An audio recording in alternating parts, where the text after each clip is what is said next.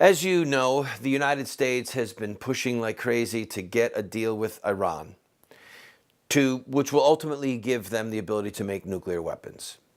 Well, in the middle of those talks in Switzerland, an Iranian journalist defected. His name, Hassan Rouhani. Here's what he said. The U.S. negotiating team are mainly there to speak on Iran's behalf with other members of the 5+1 countries and convince them of a deal. Does that sound like the United States is representing us? No. Someone who is an Iranian, think about it, an Iranian is saying that the U.S. is there to push Iran's cause. This is a man who defected. Let the full weight of that sink in on you, people. Friend, God save us, Christ save us, Lord, heaven, please help us. This is so, and I'm praying, I mean those prayers, okay?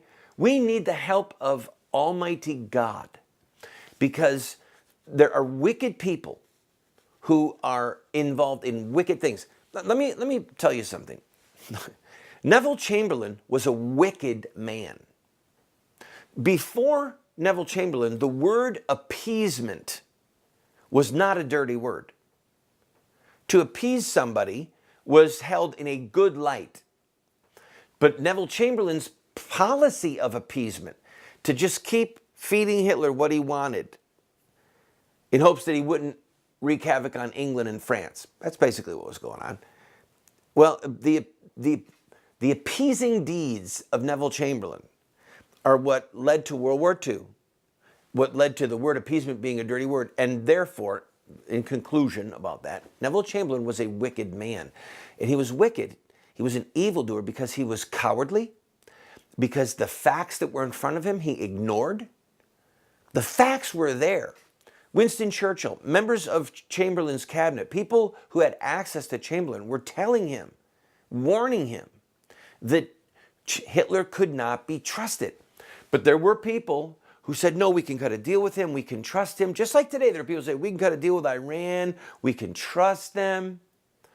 There were newspapers, the Times of London, that were berating Winston Churchill. The editor, Geoffrey Dawson, the despicable man, Geoffrey Dawson, the editor of the Times, he would bludgeon Churchill, mock him, call him a warmonger, a fearmonger. Say they would mock his stability, his mental stability, and lionize Chamberlain. Chamberlain was the coward. Chamberlain was the one who was setting up the fact that Germany would be able to make war. The blood was on Chamberlain's hands in the long run. That's what's going on with Obama. Willfully blind.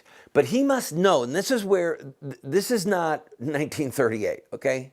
This is not the Munich talks of 38. This is now. Obama has to know that Iran is going to get nuclear weapons. He has to. Why would he do this? Is it anti-Semitism deep in his soul? Is he like Haman?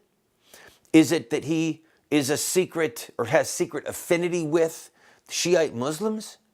Is it that he feels that all of the Muslim countries in that area should have nuclear weapons if Israel does? Because Saudi Arabia is saying now that they want nuclear weapons as well.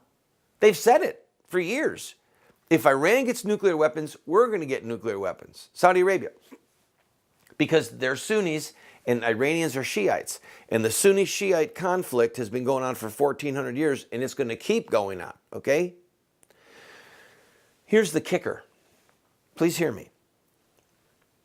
U.S. intelligence analysts estimate that 60% of Pakistan's nuclear program was paid for by Saudi Arabia.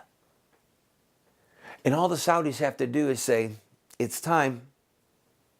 Yeah, here, we'll pay cash for, let's start off with 10 of those nuclear weapons, as well as the delivery system to be able to get them as far as Iran. And then what? And oh, by the way, both Saudi Arabia and Iran, both Sunni and Shiite, hate Israel. And they're right there, okay? Look at the map. Put the map up. Look at how close Israel is to Saudi Arabia. Look at how tight that whole region is. There's Iran, there's Iraq. It's all right there. And Obama is paving the way for Iran to get nuclear weapons. Friends, this is going to have long-term catastrophic results. And it could be some of our sons and our daughters that are shedding their blood because of this wicked evildoer in the White House. God save us, and God forgive the Christians that voted to put this tyrant there. I'll be right back.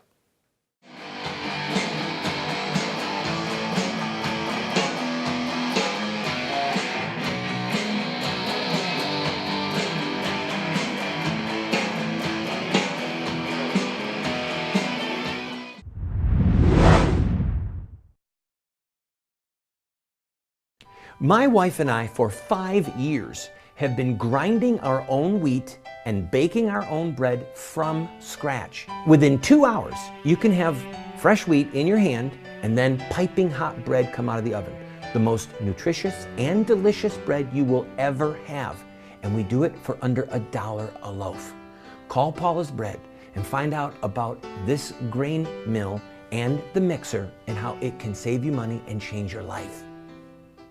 I have been a leader in the pro-life movement for 30 years. And sadly, we have not prevailed in our goal to make it a criminal act to kill an unborn baby. There's reasons why we have failed.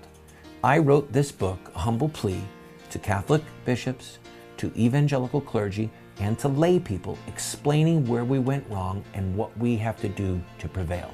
We've made this available as a PDF online for free. I encourage you to go and download your own copy.